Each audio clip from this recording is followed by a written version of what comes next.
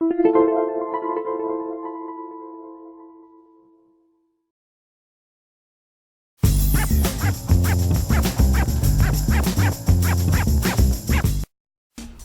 to My Long Island TV.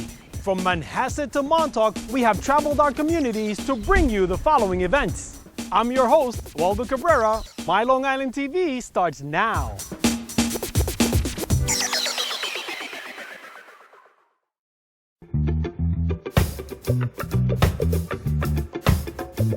The IDS organized this event to help provide the interior designers with the business side of their daily grind.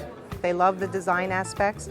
They don't tend to embrace the business side, the accounting, the management, the tracking, and Barbara Viteri is an expert on that. Everything is negotiable. I'm sorry to say, but I'll negotiate a cable bill. Like, everything is negotiable in my book. IDS approached us in regards to hosting this educational seminar with Barbara Viteri. And we were very excited because we had done 2 other events with her in the New York City showroom. The question and answer session that Barbara's going to have is going to be very helpful because it'll be their chance to actually ask the questions and get expert advice from Barbara. You know, there's so many ways that you can make a buck. You know, you're not the only squirrel trying to get the same nut. But I hate to say there is a lot of competition being in the interior design industry. Your clients are acting as if they're interior designers. They just want your guidance. So, you know, to be a true player, they really have to start focusing on what makes them different from their competitors. And their competitors could be living next door. How do successful designers handle a client who's also a possible competitor? So they understand their selling point at this game is to sell their intellectual property. Sure, their client can go to any big box store and buy any piece of furniture, but can they coordinate it with everything else in their house? The grandmother piece that the father doesn't want to give up, you know what I mean? She'll say it's plumb ugly, but the designer is going to be able to say, no, I can make it pretty again. That is what clients are paying for, and that's where designers are very smart in this day and age to sell. What 3 things must an interior designer know before starting a business? You know, in my presentation, I have something called, you know, but first let me take a selfie. You know, you really got to think, are you cut out to be a business leader? Don't get it twisted. People who are working for interior designers, let's say they're employees, they are true entrepreneurs because they too are formulating their own sort of signature style and conducting business to build business within the business that they're in. So just because you're working for someone doesn't mean that you can't elevate your craft and make it your own. And at some point in time, I mean, I've seen designers that started their careers in their 50s. The next is knowing your numbers. You know, if you're not making money, you're not in business.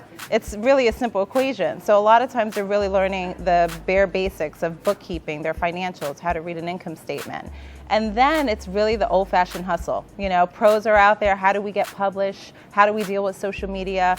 You know, how are they leveraging opportunities to be able to sort of, you know, outbeat their competition and still play in this game? Designers are getting really smart on that. And what 3 things do successful interior designers know? They definitely know their skills. You know, they know that they have a signature look. They know that they have a signature style, but they may be able to interpret that differently for all their different, you know, clients that they're working with. The next is that they're staying in the know. You know, with social media, they know that they can use that and leverage that to really gain some business. You know, it's no longer just word of mouth. It's like, we got to take it where we can get it. And then I have to admit that they're really getting smart with their numbers. You know, they're really paying attention to their financials, really seeing that bottom line, and they are not taking their profits to just spend anywhere. They're really getting strategic.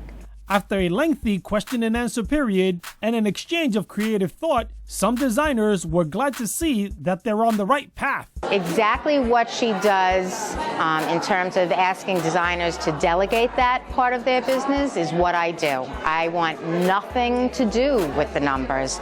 That's not how that side of my brain even works. I'm Miss Creativity and happy to talk to people, but numbers, not my thing. And others had their eyes opened by Barbara Viteri's advice. She made a very great comment. 50% you let out and 50% is a secret. As designers, we get so excited about the project that we might sit there and, you know, spill it all out at once because you're loving it and you're doing it. And then guess what? You just talked yourself out of a job because now you gave all that information for free. It's like a teaser ad. You have to give them a little bit and a little bit and stay tuned for the real good stuff.